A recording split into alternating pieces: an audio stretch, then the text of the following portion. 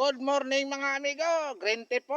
Update po tayo sa ating bell pepper kung saan ito po ay first ever na tanim ni Green Tip ng bell pepper. Ang ating variety po ay smooth cayenne. So ito po ay nasa 21 to 22 days na po ito. So nakatatlong drinks na po ito, pang third kahapon.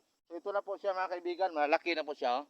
So malaki na po siya. Nagsasanga na po siya mga kaibigan, nagwaway na po siya.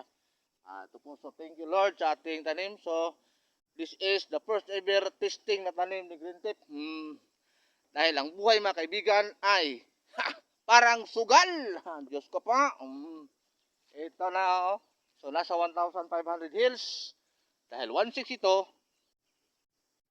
nilagay ko na lang ng yung 100 ay regalo na lang yan sa lupa mga kaibigan. So sa ating mga viewers, subscribers, followers, thank you sa inyong lahat. Good morning and mabuhay tayong lahat. Thank you.